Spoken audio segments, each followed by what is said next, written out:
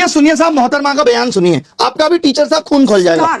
Star teacher, YouTube वाले star teacher, YouTube वाले star teacher, जानना ना कौड़ी, कभी ब्लैक बोर्ड लेकर कुछ एक्सप्लेनर बनाते हैं, खाली व्यूज बटोरते हैं, उटपटांग ग्रैब्स लिखते हैं और उसके बाद से अपने आप को इतना महारथी समझने लगते हैं कि कुछ लोग उनको फॉलो करने लगते हैं उनके तमाशे की वजह से, और फिर वो जाकर जहां पर जो आता है वो बोलते हैं और उसके दम पर फिर वो पैसे वसूलते हैं, छात्रों से वसूलते हैं। बिल्कुल तुम्हारी तरह एकदम बात है। ये जो एक्सप्लेनर बनाने वाले यूट्यूबर्स हैं और जो शिक्षक हैं उनमें फर्क है, वो फर्क सबको समझना पड़ेगा। ये जो आकर पैसों के लिए अपना धंधा बना रहे हैं एजुकेशन को, वो एक तरफ है, और इसी वजह से स्कूल्स, कॉलेजेस, यूनिवर्सिटीज में पढ़ाई नहीं होती है। बच्चों से कह दिया जाता है कि भैया तुम कोचिंग सेंटर को ज्वाइन कर लो तभी तुम क्रैक कर पाओगे। ये कैसी व्यवस्था में हम जी रहे हैं? ये बहुत बड़ा सवाल है। आज बहुत बड़ा सवाल किया है मैडम ने कि जो यूट्यूब पे पढ़ा रहे हैं और जो शिक्षक हैं उनमें फर्क है। वही शिक्षक जिन्होंने OSM में इतनी गड़बड़ियां की हैं, उन्हीं शिक्षक की बात हो रही है। यूट्यूब का टीचर हम जैसे तमाम लोग जिन्होंने लोगों को पढ़ा करके सरकार के अंदर भेजा।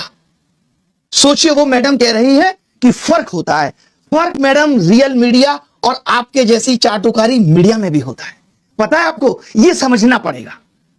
जिस तरीके से आप कह रही ना व्यूज के लिए, आप TRP के लिए किस तरीके से स्टूडियो के अंदर घमासान कराती हैं वो दुनिया ने देखा है कि कोई लॉजिक नहीं, सिर्फ उलूल जुलूल बातें। ये पत्रकारिता है तुम्हारी, इसको नंबर मिलने चाहिए।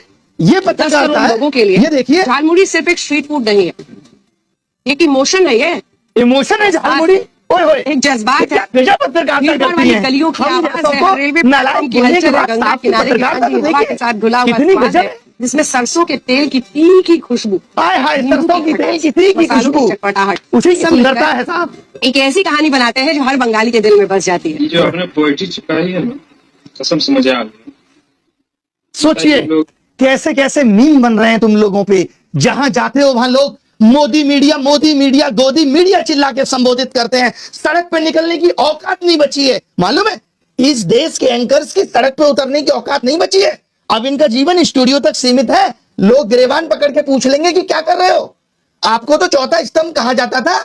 पिछले साल रैंकिंग 153 थी, इस साल 157 है, और वो यूट्यूब के एजुकेटर्स पे सवाल उठा रहे हैं। तुमने क्या किया भाई? कभी प्रधानमंत्री से तुम सवाल पूछ पाए? 56 इंच सीने के सामने तुम्हारा सीना तो आधा इंच का भी नहीं रहा कि पूछ पाओ देश की क्या हालत है, महंगाई पे सवाल कर पाओ। बल्कि तुम्हारी एंकर्स तो क्या कर रही हैं, ये देखिए साहब, ये है इनकी एंकर्स और ये हमारे बारे में कमेंट करेंगे। ये देखिए, ये देखिए, ऊपर से देखा जाए तो हमने ऊपर के बजाय नीचे देखा तो नीचे इनके कमेंट पे सिर्फ गालियां थी।